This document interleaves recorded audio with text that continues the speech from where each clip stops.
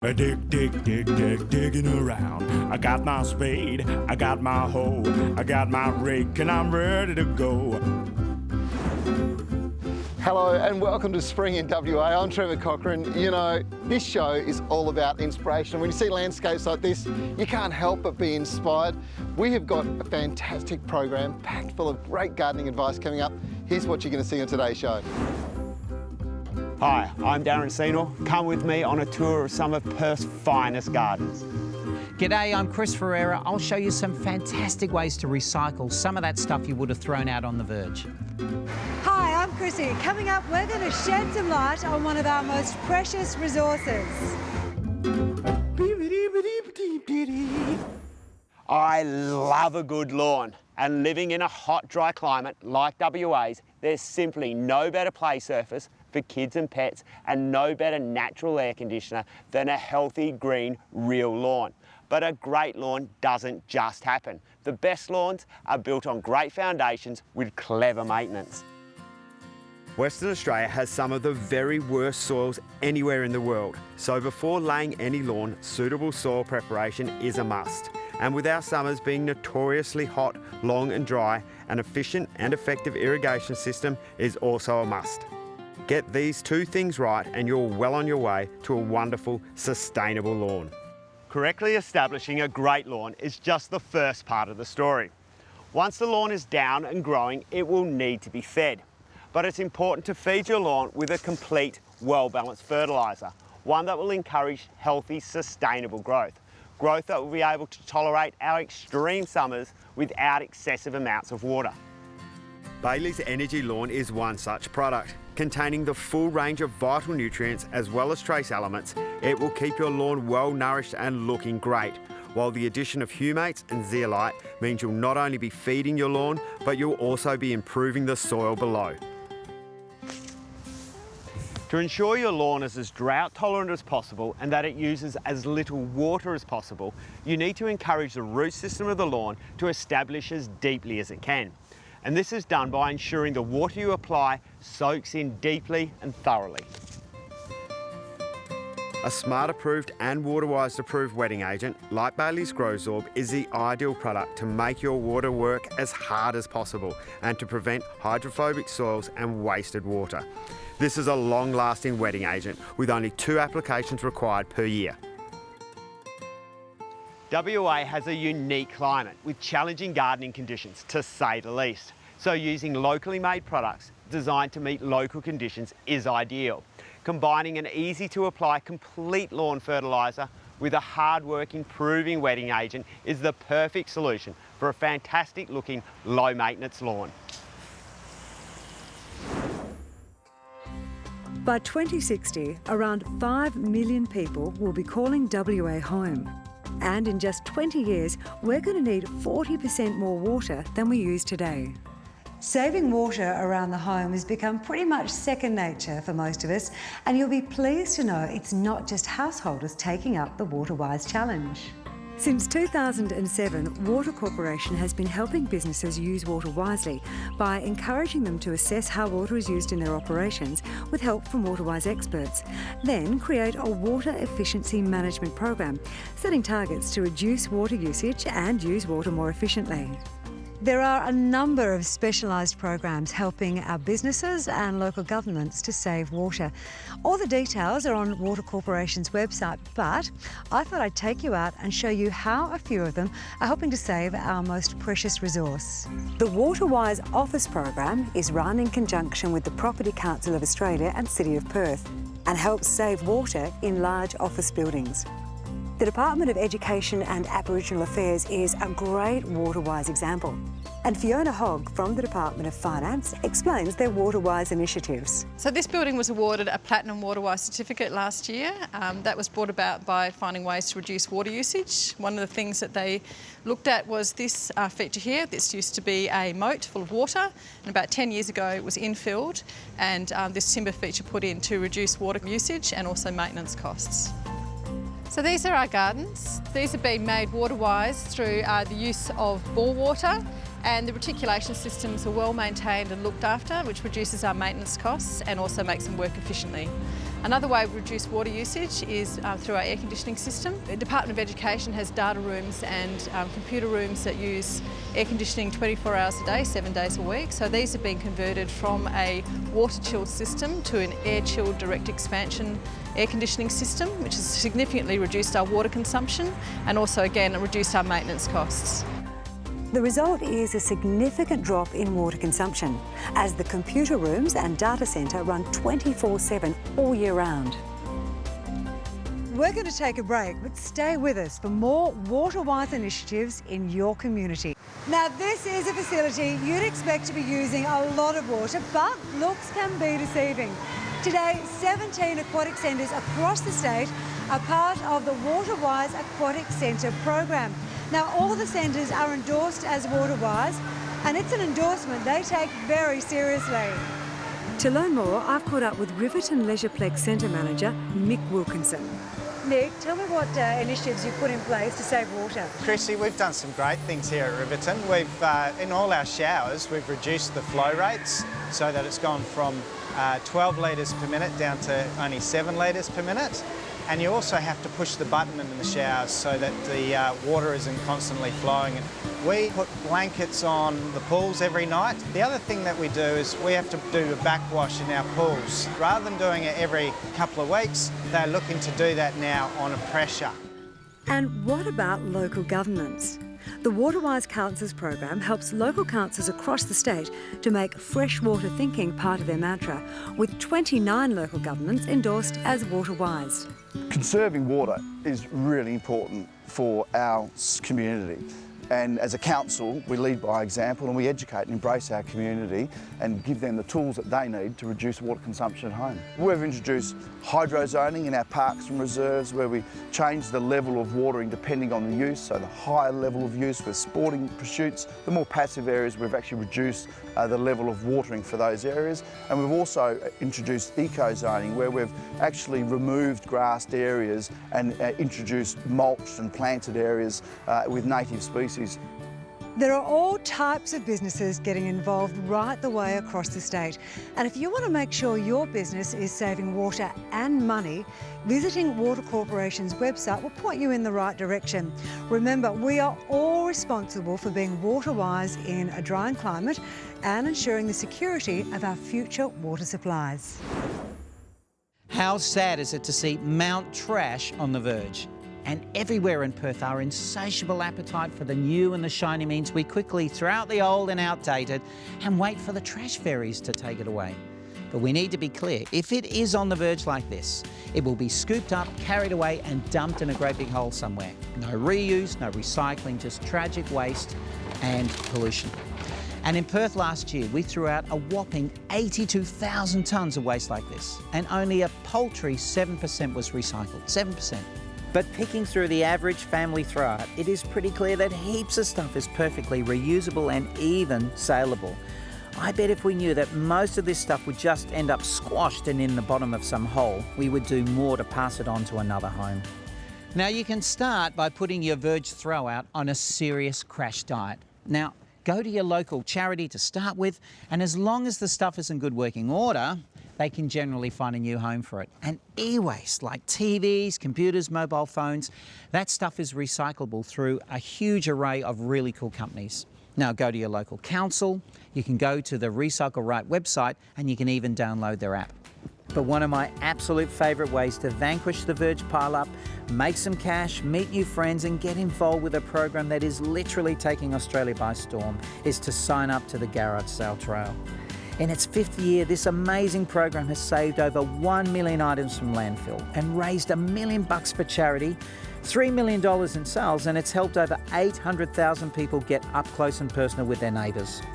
Not surprisingly, it's a huge hit with the WA Waste Authority, who have taken the bold step to support this amazing award-winning program. Marcus, why do you think it's been so popular in Perth? Oh, Chris, people just seem to be captivated by the creativity, the fun and the community engagement this program offers. In Perth Metro, more than 50% of local governments have signed up, and in the regional areas, there's a great interest as well. And people are so keen to buy and sell.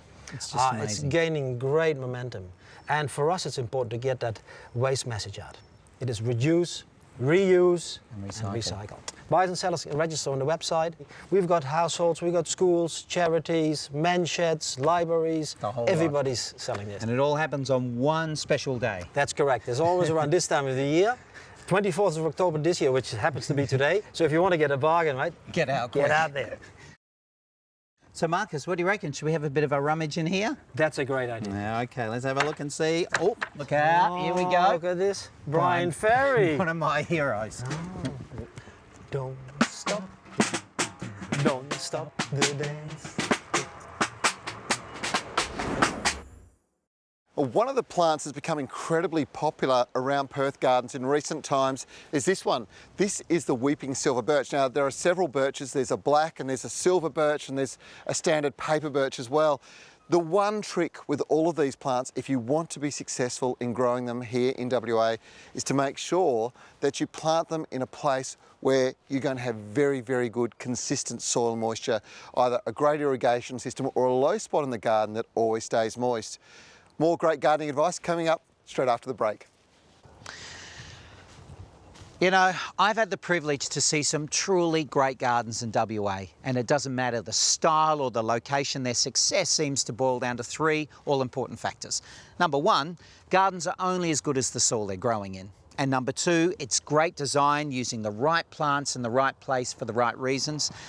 But thirdly, and perhaps most importantly, it's the quality of the plants that you choose that will have the biggest impact in determining the quality of that garden. I can't stress enough how important it is to choose good quality stock for your garden. In our tough and by turns brutal gardening environment, the health, the vigour and the resilience of your stock can literally be the difference between success and abject failure. So here are some tips to help you get great quality plants. Firstly, go to a nursery that knows what they're talking about and has years of experience growing plants for our challenging conditions. Their accumulated understanding and research means that they will have honed their range of plants to make sure they grow the best species and varieties that have a proven track record here in WA. Now take a look at the tag. This tells me so much about this plant. Firstly, what it's going to look like in its full blaze of glory, but on the back, massive amounts of info to make sure you put the right plant in the right place. And you can see as well that this tag is an indicator that this plant has been chosen well for WA conditions. And in this nursery, they've been sun hardened. So that means they're pretty much ready for anything that you can throw at them in your garden. And if I have a look at this plant again, beautiful tough roots and shoots. See how the shoots are fantastic and healthy here. If I take it out of its pot, look at that, those beautiful white healthy roots. That's an indicator that this plant is good, strong and vigorous. All the plants you see here are growing in a specially designed Waldex potting mix. And a good potting mix is one of the great secrets of these healthy plants. Okay, now you can see this is a fantastic mixture. It's got beautiful organic matter, it's got sand for drainage, nutrients, and see those funny coloured little copper coloured balls? Well, that's slow release fertiliser. Meaning these plants come to you with enough feed for the first 6 months of their life. A great nursery is going to be up with all the latest varieties that are super tough and water wise. Now check this group out. So we got the Kings Park Special, Kangaroo Paw, one of my absolute favourites. Then we go down to the Syzygium. This is the Bush Christmas, Lily Pilly, makes a fantastic hedging plant. Then we go down to Lamandras. They make a wonderful border plant, that beautiful lime foliage. Succulents, just so tough in the garden and beautiful. Scaevola, Purple Fanfare, this guy here makes a wonderful ground cover. You have splashes of pink with this Braxicum, Society Garlic, not great for the nose, but a beautiful plant. Then we have the Star of Jasmine. It's just such a super tough plant, great for screening out walls. And if you have a dead space in your office or your lounge room, you cannot go past this seriously cool and quirky fiddle leaf fig. How cool is that? A great nursery like this one will be very strict on quality control, making sure only the strongest plants that are free of disease make it out to the shop front. Now finally, you can ruin a great plant if you don't transport them correctly. Now a good nursery will handle the travel arrangements to make sure those plants arrive strong and healthy, ready to wow you and woo you into a purchase. Take it away, Lucy.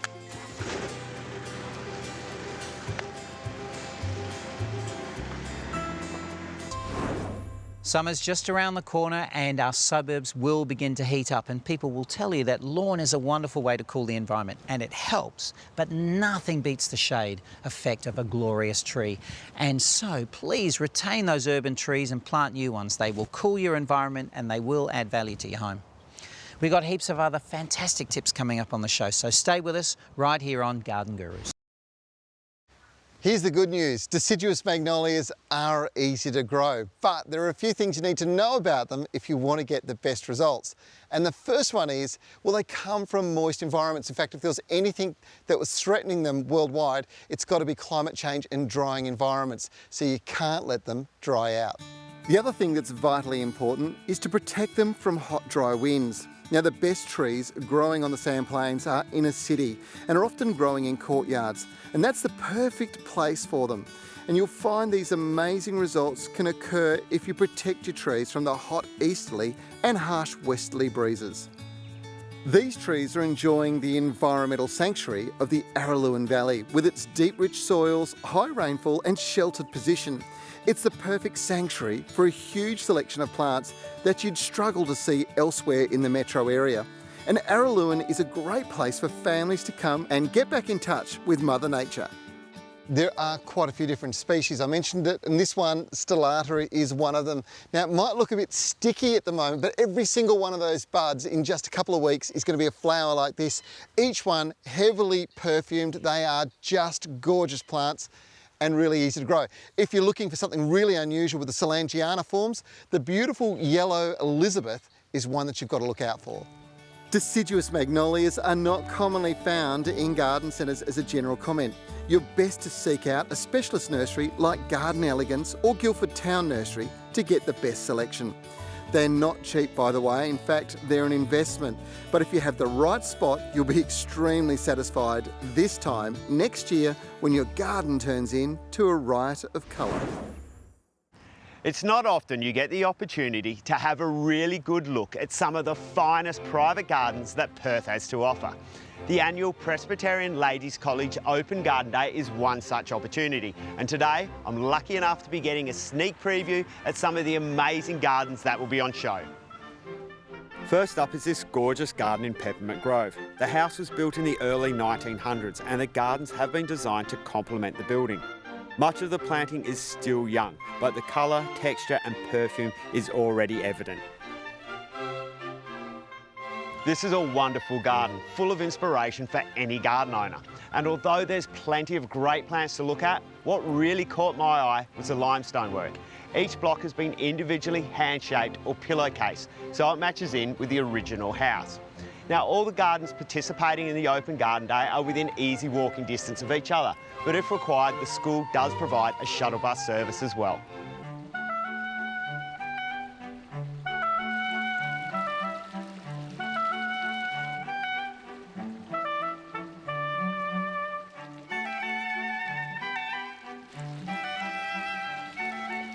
This garden is spectacular, full of colour, perfume, glorious shade trees, as well as this amazing water feature. Why don't you check it out for yourself during the PLC Open Garden Day?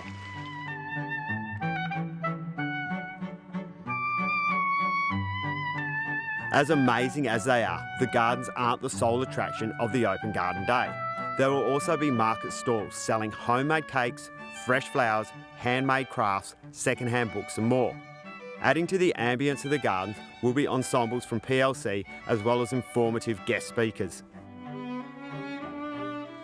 The landscapers and gardeners who have played a role in the building and maintaining of the gardens will be on hand to discuss inside information about the garden, to run you through their planting choices and to provide free gardening maintenance tips, something any keen gardener won't want to miss.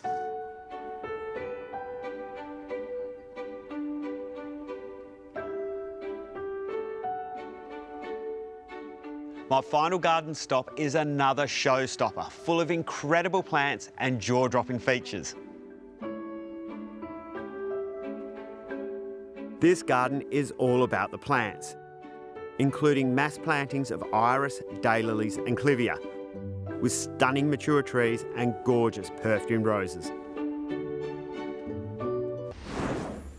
We are so lucky to live in this amazing state. We can grow all sorts of plants, and next week we're back and we'll show you how to grow some more incredible West Australian garden beauty.